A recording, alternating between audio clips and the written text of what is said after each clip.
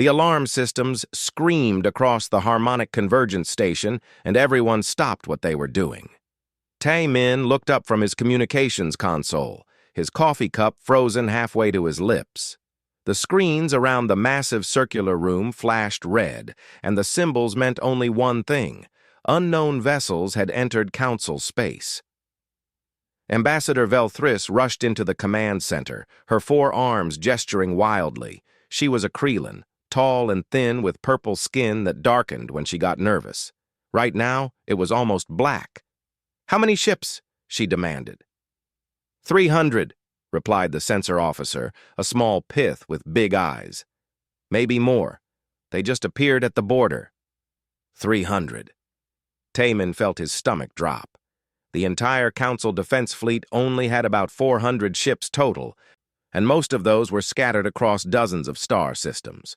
He pulled up the long-range scans on his screen and stared at the images. The ships looked wrong.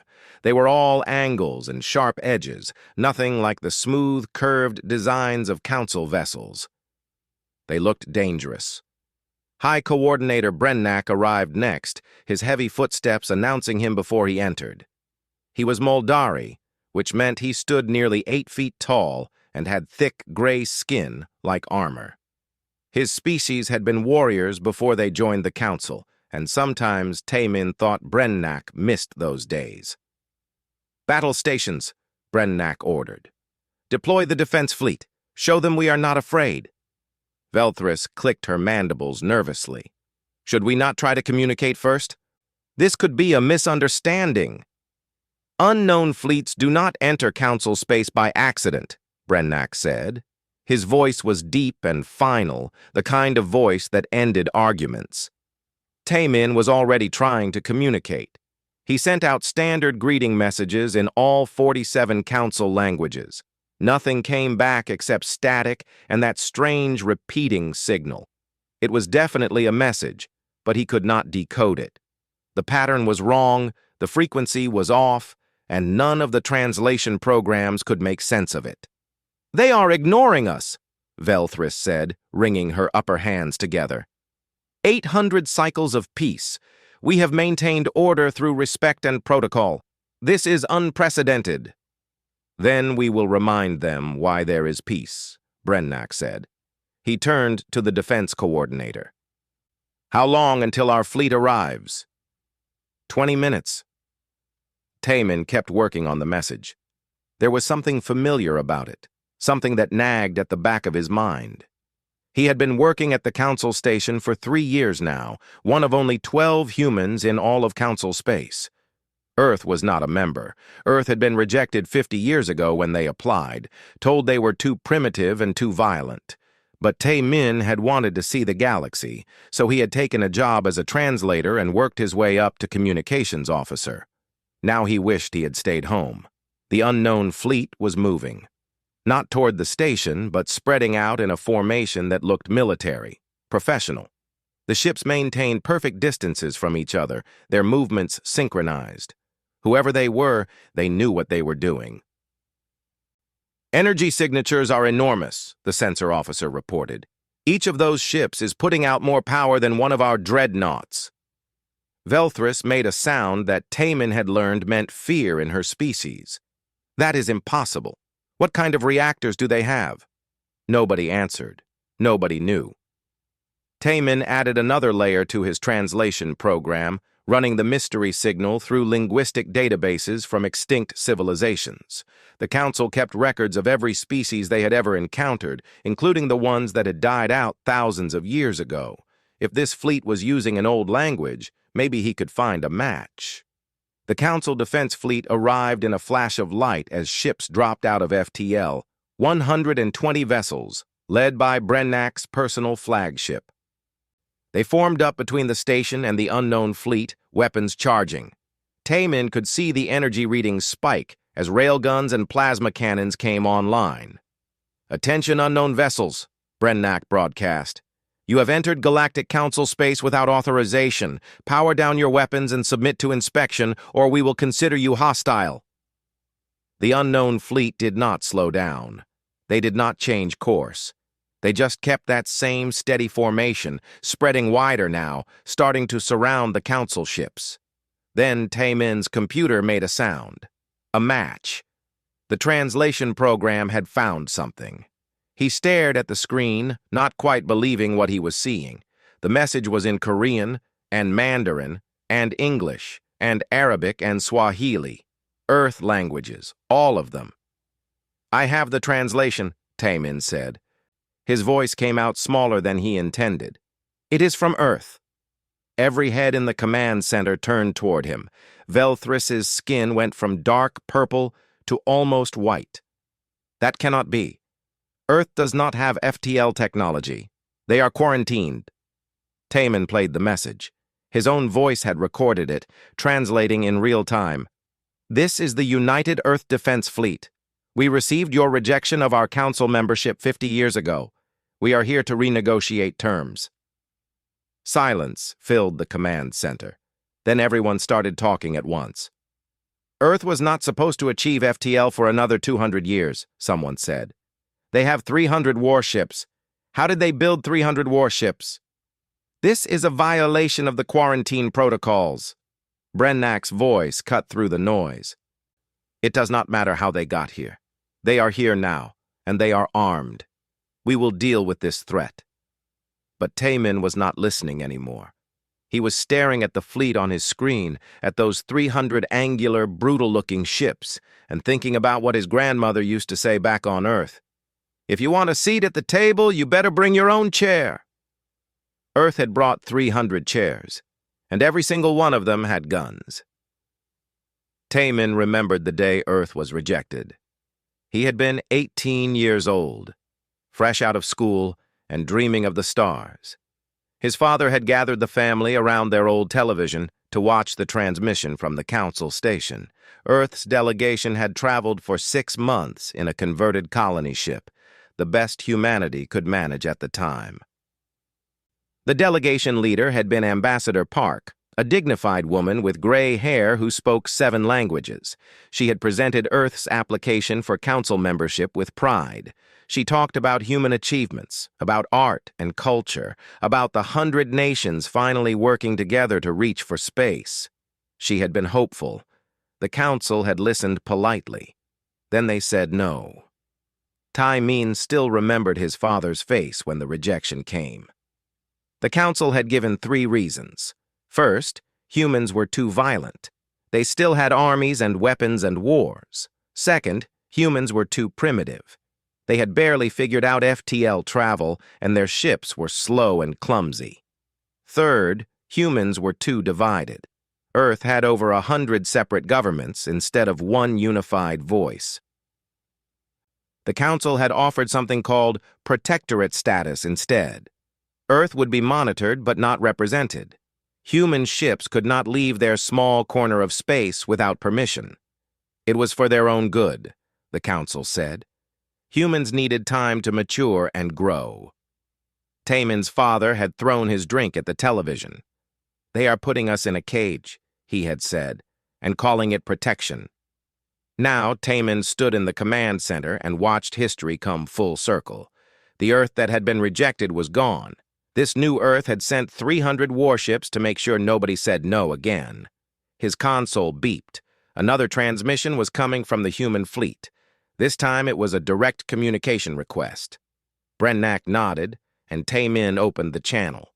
A man appeared on the screen. He was old, maybe 60, with short gray hair and a uniform covered in medals. His eyes were hard. "I am Admiral Jinsu of the United Earth Defense Fleet. To whom am I speaking?"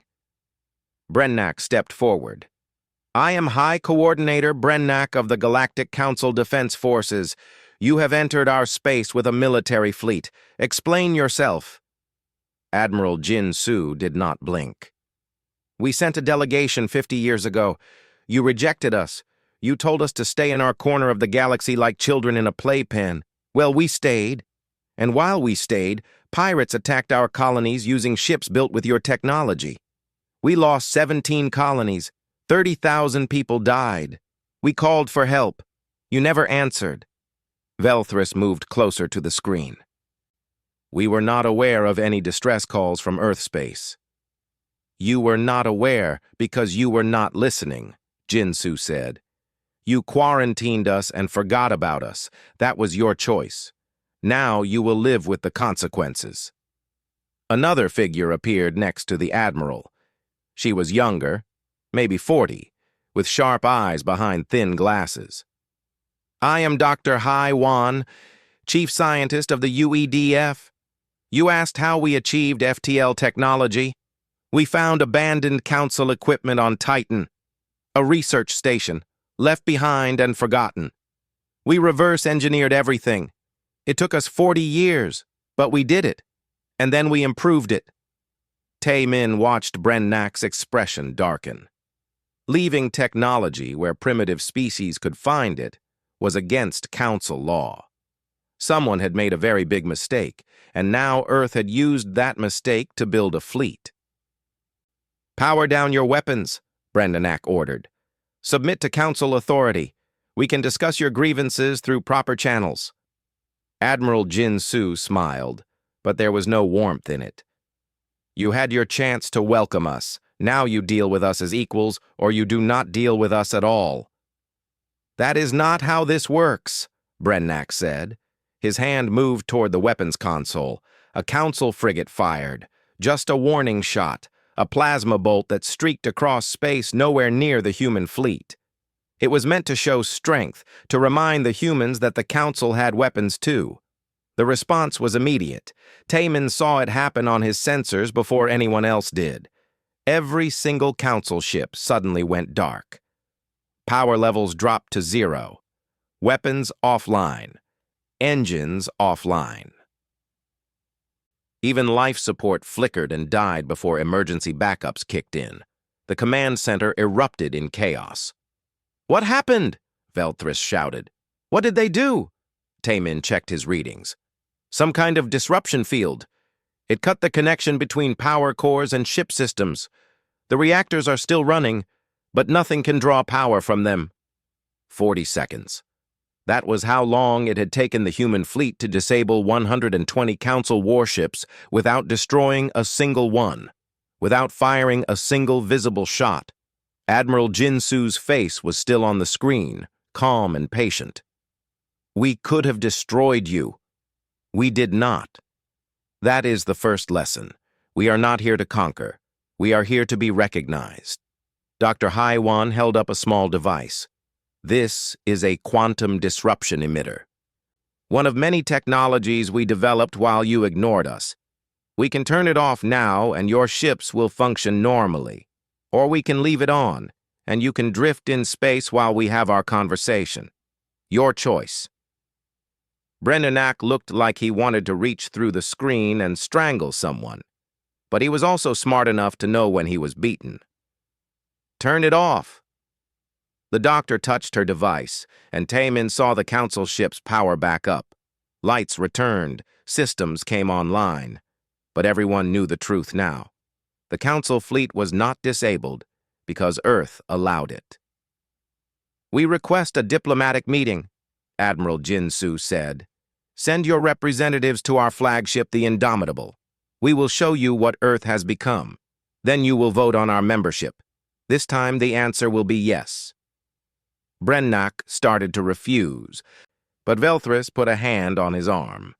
We will send a delegation, she said, but we choose the location. Neutral ground. No, Jinsu said simply. You come to us. You see what we have built. You understand what you are dealing with. Then we talk about terms. The transmission ended before anyone could argue. Tae-min sat back in his chair and realized his hands were shaking. Earth had not just achieved FTL travel, they had weaponized it. They had built a fleet that could disable Council ships without even trying, and they had done it all in 50 years, ignored and isolated and angry. His grandmother's words came back to him again. Bring your own chair. Earth had not just brought chairs. They had brought enough chairs for everyone, and those chairs were armed. The shuttle ride to the Indomitable was quiet and tense. Velthris sat with her hands folded, all four of them pressed together in what Tai Min recognized as a Kreelan prayer gesture. Brennak stared out the window at the human fleet, his jaw clenched so tight that Tai Min could hear his teeth grinding. 3 other council delegates sat in silence, each representing different species and political factions. Tai Min had been chosen to join them as translator, even though the humans clearly spoke council standard just fine. He suspected Velthris wanted a human presence to help smooth things over. Or maybe she just wanted someone to blame if everything went wrong. As they approached the Indomitable, Taemin got his first close look at a human warship. It was massive, easily twice the size of a council dreadnought. The hull was dark gray, covered in angular plates that looked more like armor than the energy shields council ships used. Weapons bristled from every surface. Rail guns, missile pods, laser arrays, and things Taemin could not even identify. "They armed a cargo hauler more heavily than we arm battleships," muttered one of the delegates, a Festian with feathers that kept puffing up in distress. Then the fighters appeared. 6 small craft swooped in from nowhere, moving so fast that the shuttle's sensors barely tracked them. They took up escort positions around the council shuttle, and Taemin saw the pilot in the lead fighter give a casual salute through her canopy. She was young, maybe 25, with short black hair and a cocky grin. "This is Captain Min Ji of the 7th Fighter Wing," her voice crackled over the radio. "Welcome to Earth space. Try not to touch anything. Some of this stuff bites." The fighters moved like nothing Taemin had ever seen. They spun and rolled and changed direction without slowing down, as if physics was optional. Council fighters had to account for momentum and inertia. These human pilots ignored both. "How are they doing that?" Velthris asked. "Those maneuvers should tear the ships apart." Taemin checked his datapad, accessing what little information Earth had shared. "It says here they use something called neural interface piloting. The pilot's brain connects directly to the ship's computer. They think about moving and the ship moves. Response time is almost instant." Brennak grunted. "Fancy tricks. They will learn that real combat is about more than tricks." But Taemin could see the worry in the High Coordinator's eyes. These were not tricks. This was technology the Council did not have. The shuttle docked, and they were met by a full honor guard. 20 soldiers in powered armor stood at attention, each one holding a rifle that looked more like a small cannon. The soldiers were big, bigger than any human Tai Min had seen before. They stood over 7 feet tall, and their armor made them look even larger. A man stepped forward, his armor painted with commander's insignia. "I am Commander Daijung, head of security for the Indomitable. The Admiral is waiting for you. Please follow me." They walked through corridors that hummed with power. Everything was functional, nothing decorative. The walls were lined with exposed conduits and access panels, as if the ship was designed to be repaired quickly in the middle of a battle. Crew members hurried past, each one moving with purpose. Nobody looked worried or scared. They looked ready. "How many crew on this ship?" Velthris asked. 12,000, Daejung replied, "plus another 8,000 Marines, and 400 autonomous combat drones stored in the launch bays." 12,000? The Festian delegate's feathers puffed up again. "Our largest ships carry 3,000. "We need more because we do more," Daejung said simply. "This ship is not just a warship. It is a mobile command center, a troop carrier, a fighter platform, and a fleet repair station. We designed it to operate independently for months without resupply." They entered a large room that was part laboratory and part museum. Weapons and equipment were displayed on the walls, each one labeled. Dr. Haiwan stood waiting, that same sharp look in her eyes behind her glasses. "Welcome," she said. "I thought you might want to understand what you are facing before you talk with the Admiral. So let me show you what Earth has been doing for 50 years. She walked to the first display. "This is a quantum disruption emitter. You experienced its effects earlier. It creates a field that severs the connection between power sources and systems. Works on any ship that uses standard energy distribution networks, which is all of you. She moved to the next display. These are kinetic barrier generators. Your shields stop energy weapons. Ours stop physical objects, missiles, railgun slugs, even debris. And because they do not use much power, we can keep them running constantly. Display after display, weapon after weapon. Each one designed to counter something the Council used. It was like Earth had studied every Council species and found ways to defeat them. But the real advantage, Dr. Haiwan said, is not any single technology. It is philosophy. Look at your ships. You have warships and cargo ships and science vessels, each one designed for a single purpose. Now look at ours. She pulled up a hologram showing the entire human fleet. Every single ship is armed. That cargo hauler, it has missile pods. That science vessel, it has rail guns. Even our medical frigates have point defense systems. Because we learned something you never had to learn. In space, there is no such thing as non-combatant. Admiral Jinsu entered the room, and everyone snapped to attention. He waved them at ease and turned to the Council delegates. 50 years ago, we came to you asking for help. You said no. You said we were too violent, too primitive, too divided. So we went home. And then pirates came. His voice was calm, but Tae-min could hear the anger underneath it. The old pain. They hit our outer colonies first. Small settlements barely defended. They killed families, took children, sold them as slaves to species that claimed to be civilized. We sent distress signals. Nobody answered. The Council was too busy maintaining order to care about humans dying on the frontier. Jinsu gestured around the room. So we stopped waiting for rescue. We unified Earth under one government. We built factories on the Moon and Mars. We militarized everything. Every colony became a fortress. Every ship became a weapon. We stopped being victims and became survivors. He looked directly at Brennak. You want to know why we are all armed? Because your peace does not extend to us. Your laws do not protect us. Your council does not represent us. We are alone in a galaxy that proved it does not care if we live or die. So we made sure we are too dangerous to ignore. Velthris spoke carefully. You have made your point, Admiral.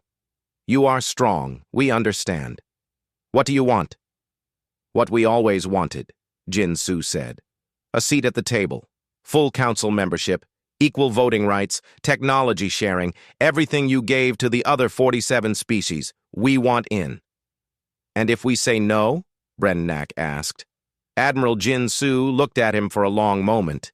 Then he smiled that cold smile again. Then we take what we want. We have 300 ships here. Earth has 3,000 more. You can fight us. You might even win eventually. But how many of your worlds will we destroy first? How many of your people will die? Is keeping us out really worth that price? The room fell silent. Tae-min realized he was holding his breath. This was the moment. War or peace. Everything balanced on the edge of a knife.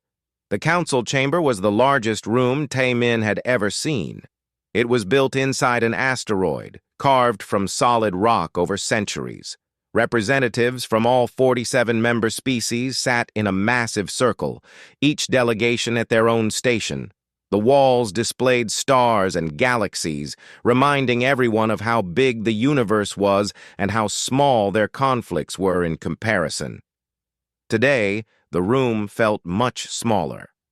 The human fleet sat just outside the station, 300 ships waiting for an answer. Every delegate knew they were there. Every delegate knew what they could do.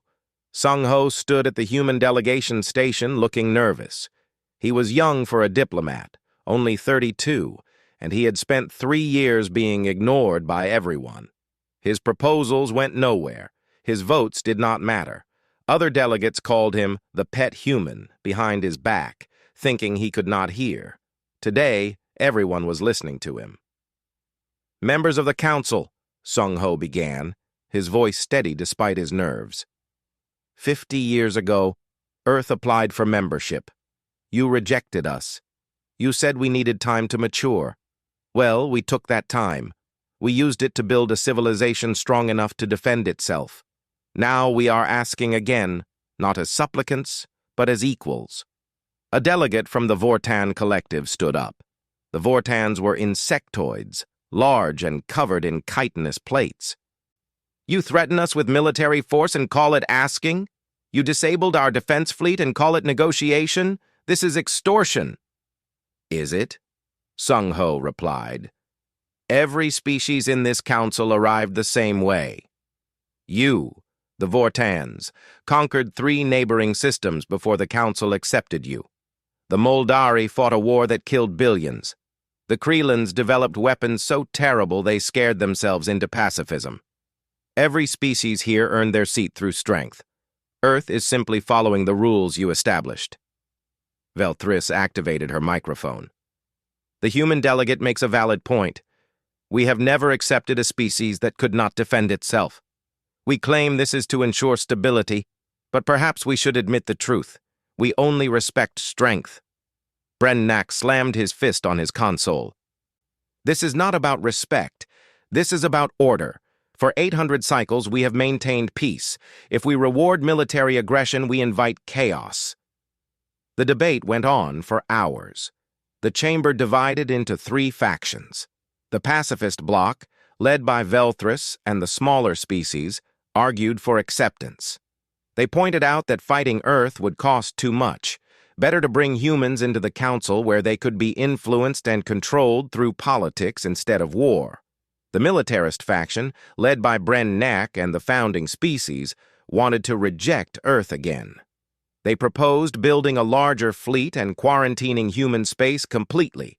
Show weakness now, they argued, and every other species would start making demands backed by guns. The isolationist coalition wanted something in between. Accept Earth, but limit their power. Give them a seat, but no vote. Let them speak, but not decide. Taemin listened to it all from the communications booth. He felt split in half. Part of him was still loyal to the council, to the 3 years he had spent working here and learning from these people. But another part of him heard Admiral Jinsu's words about the colonies that died while the council did nothing, about families killed by pirates, about distress calls nobody answered. A message appeared on his private console. It was from Jae-hee, someone he had met a few times at social functions. She worked in council security, another human who had found a job in the galactic bureaucracy. The message was short and urgent. Need to talk. Private, now. Taemin found her in a maintenance corridor away from the main chambers. Jae-hee looked frightened, which scared Taemin because she was usually fearless. I found something, she said. Something bad. She pulled out a data chip. I have been monitoring communications as part of my job. 5 species are planning something. They are going to sabotage the human fleet. Taemin felt his blood go cold. How? A computer virus. They already deployed it through the diplomatic shuttle that visited the Indomitable. The virus is designed to spread through the human ship networks and trigger all their weapons at once. The human fleet will fire on itself. Then these 5 species will blame it on a tragic accident, some flaw in Earth technology.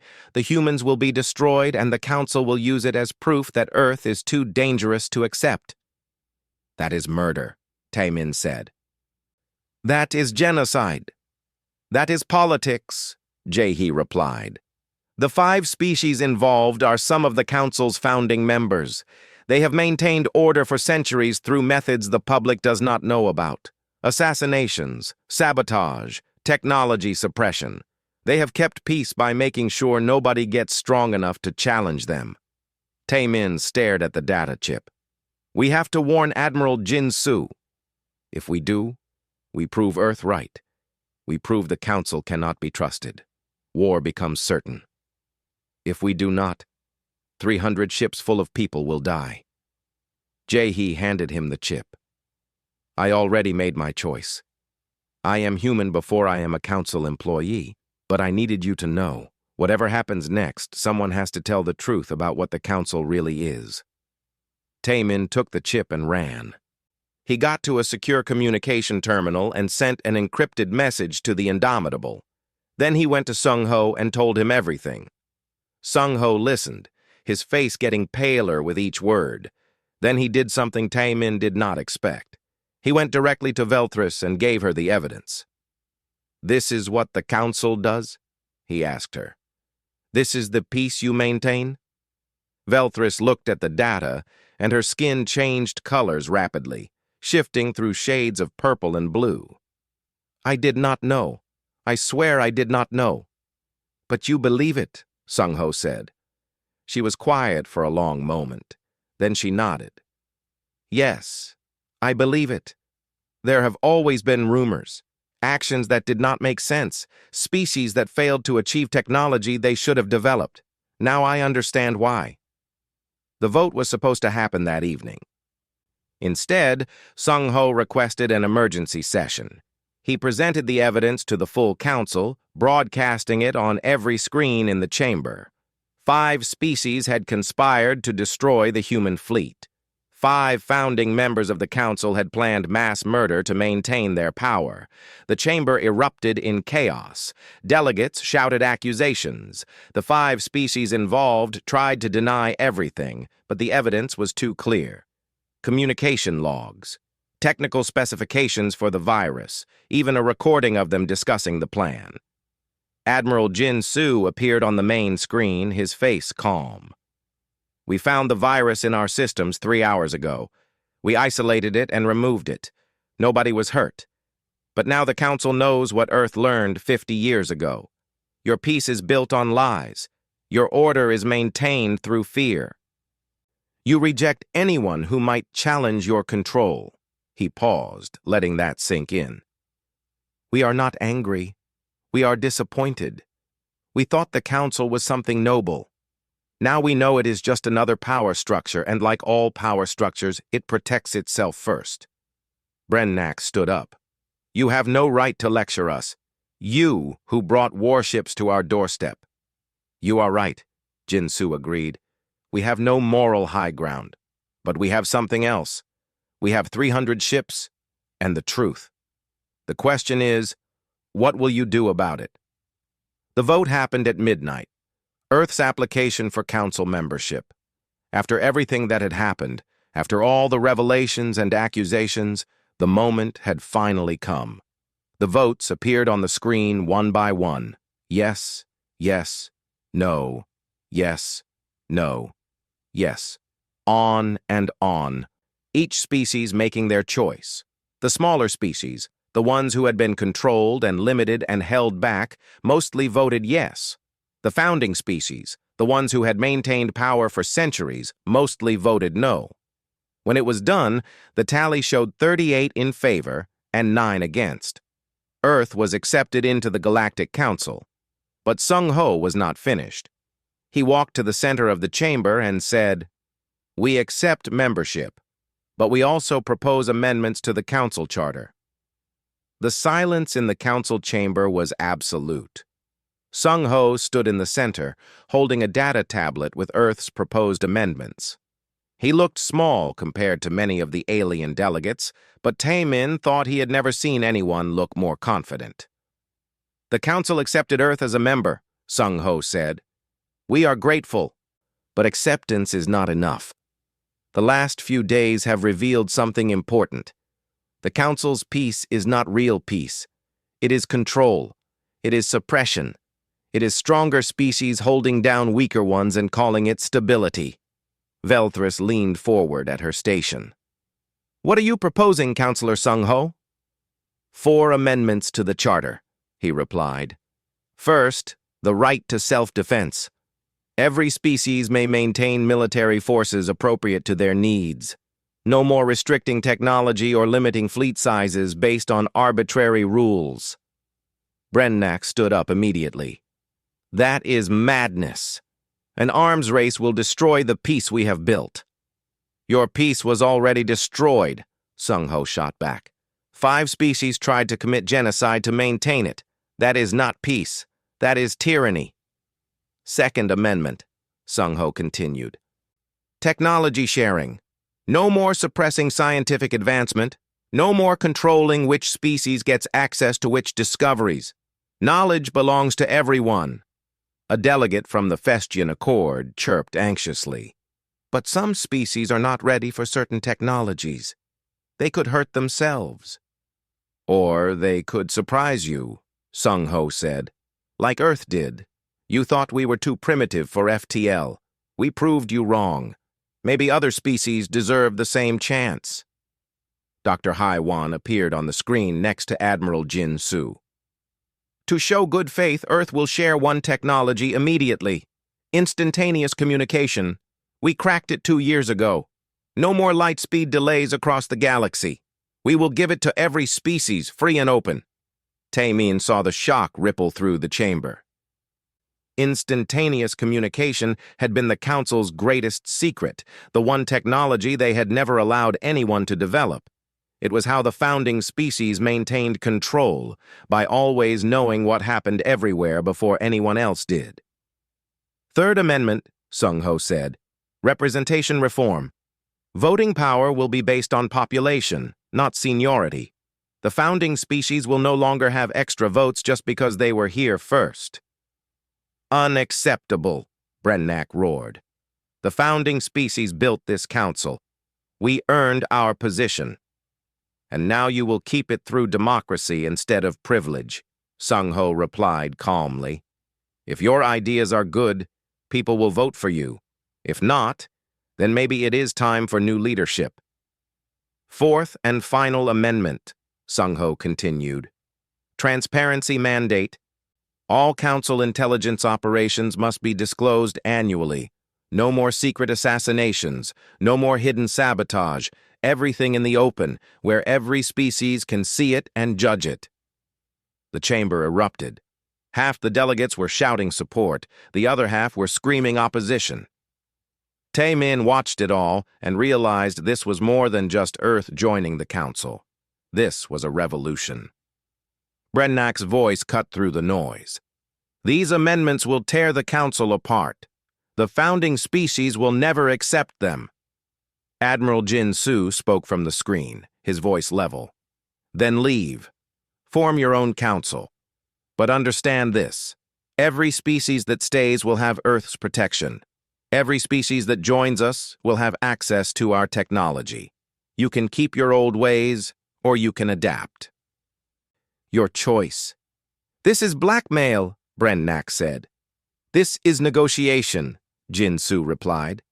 We have strength, and we are using it to change a system that needed changing.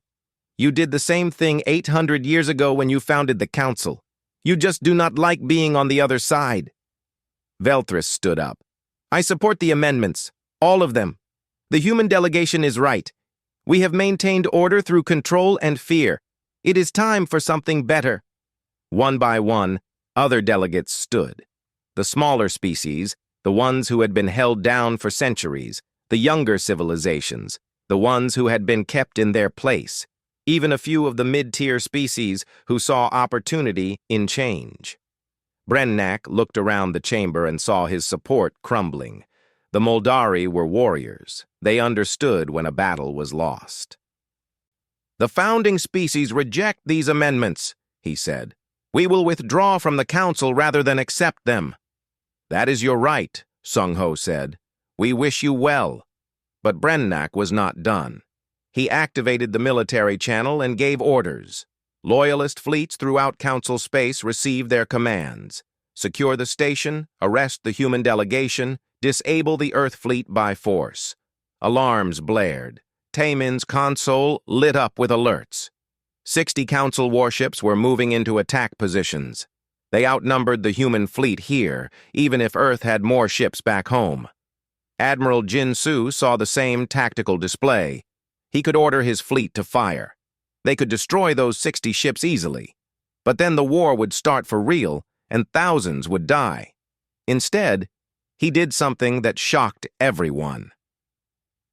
He broadcast on every frequency, military and civilian, so that every ship in the system could hear him.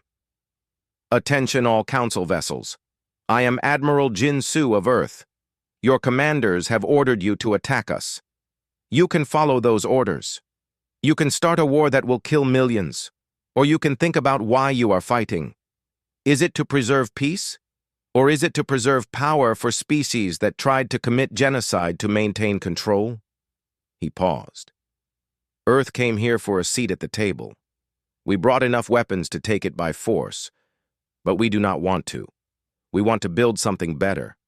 A council where every species has a voice, where strength is used to protect, not oppress, where peace is real, not enforced. Then Admiral Jin Su gave an order that made Taemin's heart stop. All Earth vessels, power down weapons. Shields to minimum. Show them we mean what we say. On the tactical display, 300 human ships went dark, their weapons offline, their defenses lowered. They hung in space, vulnerable, while 60 Council warships had them targeted. For 30 seconds, nobody moved, nobody breathed. Then one Council ship powered down its weapons, then another, then 10 more.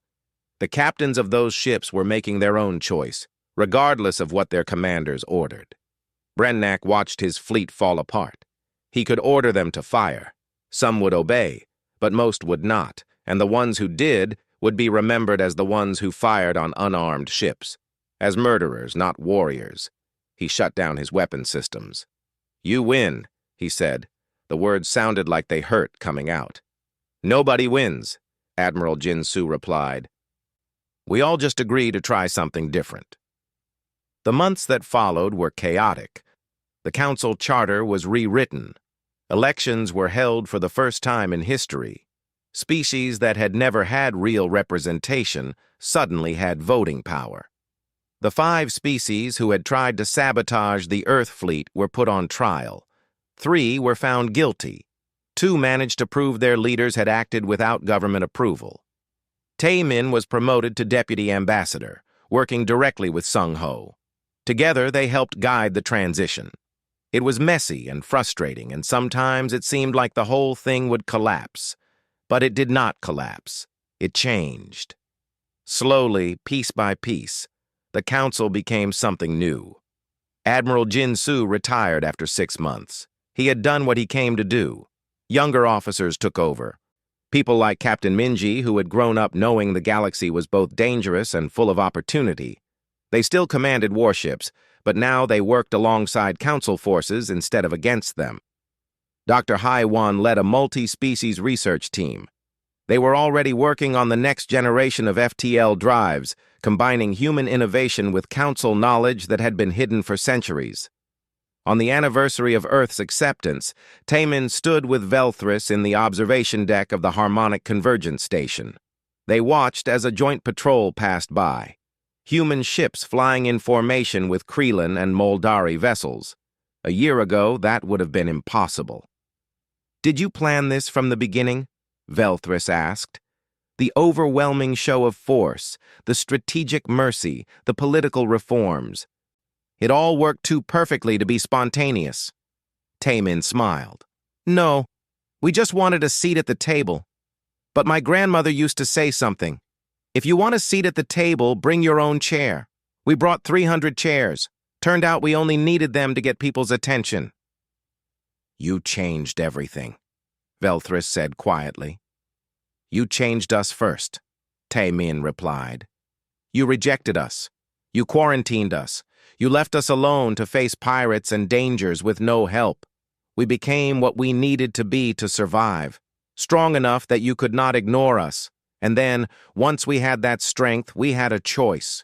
We could use it to take revenge, or we could use it to build something better." He looked at the mixed fleet passing by. "We chose better.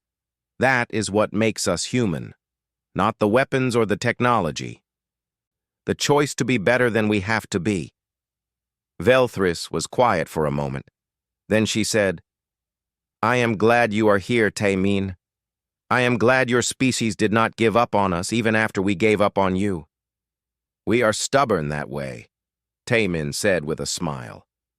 Somewhere far away, Earth continued building ships, but now those ships were being built in partnership with council engineers. Human technology combined with alien knowledge, creating something neither could have made alone. And on the frontier, where pirates used to raid human colonies unopposed, joint patrol fleets kept the peace, not because anyone was forced to, because everyone had agreed that peace was better than war, and protecting each other was better than standing alone. The message had been sent and received. Humanity was armed and ready. But more than that, humanity was here, part of the galaxy, part of the council, part of something bigger than themselves. And the galaxy, for all its ancient species and old grudges, was learning to make room for one more voice at the table,